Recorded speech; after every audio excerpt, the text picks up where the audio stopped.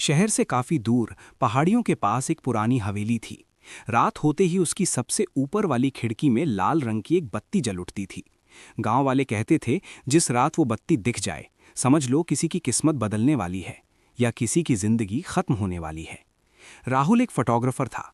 उसे रहस्यमयी जगहों की फोटो लेना पसंद था। जब उसने उस हवेली और लाल बत्ती की कहानी सुनी तो उसने तय कर लिया कि वो वहां जाएगा। उसके दो दोस्त सुमित और नीरज भी साथ चलने को मान गए। शाम ढलते ही तीनों बाइक से निकल पड़े। रास्ता सुनसान था और चारों तरफ घना जंगल। जैसे जैसे अंधेरा बढ़ता गया हवा भी ठंडी और भारी होती गई। थोड़ी देर बाद उन्हें पहाड़ी पर बनी वो हवेली दिख गई। सच में सबसे ऊपर वाली खिड़की में हल्की हल्की लाल रोशनी जल रही थी। नीरज ने धीरे से कहा, यार ये जगह ठीक नहीं लग रही। राहुल ने कैमरा निकालते हुए कहा, बस कुछ फोटो और वीडियो फिर चलते हैं।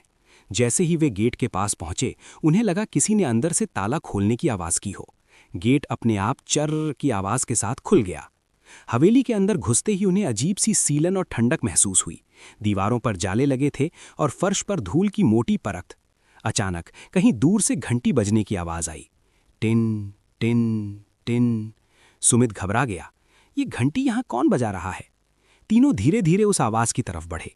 वो आवाज ऊपर की मंजिल से आ रही थी।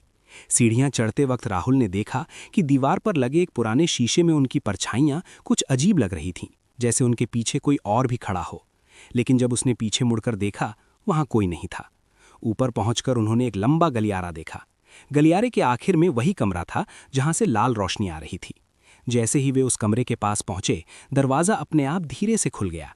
कमरे के अंदर एक पुरानी मेज थी जिस पर एक लाल रंग का लैंप जल रहा था और उस मेज के पास एक कुर्सी पर कोई बैठा था।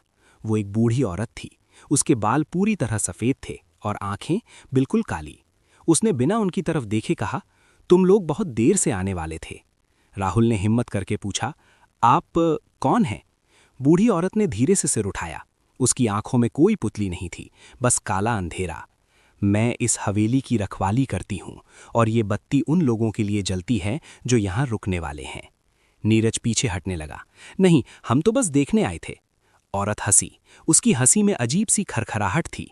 जो यहां आ जाता है वो खुद तय नहीं करता कि कब जाएगा। तभी कमरे का दरवाजा धड़ाम से बंद हो गया। गलियारे की सारी लाइटें बुझ गईं। सिर्फ लाल लैंप की रोशनी रह गई जो पूरे कमरे को खून जैसा लाल दिखा रही थी। सुमित ने घबराकर दरवाजा खोलने की कोशिश की लेकिन वो नहीं खुला। अचानक दीवारों से धीरे धीरे हाथ निकलने लगे, काले सड़े हुए हाथ जो उनकी तरफ बढ़ रहे थे। नीरज चिल्लाया और पीछे हटते हुए गिर पड़ा। उसी पल फर्श जैसे खुल गया और नीरज उसमें समाता चला गया। उसकी आवाज कुछ सेकंड में ही गायब हो गई। राहुल और सुमित डर से कांप रहे थे। बूढ़ी औरत बोली, एक चला गया, दो बाकी हैं। राहुल ने हिम्मत करके कैमरा उठाया और उस औरत की तरफ दौड़ा, लेकिन जैसे ही वो पास पहुंचा औरत धुएं में बदल गई। अगले ही पल लाल लैंप बुझ गया। पूरा कमरा अंधेरे में डूब गया। जब सुमित की आंख खुली तो सुबह हो चुकी थी। वो हवेली के बाहर पड़ा था। उसके पास गांव के कुछ लोग खड़े थे। एक आदमी बोला, तुम जिंदा कैसे बच गए? इस हवेली से आज तक कोई 2 से ज्यादा लोग वापस नहीं आए। सुमित कांपते हुए बोला, मेरे दोस्त। गांव वाले चुप हो गए।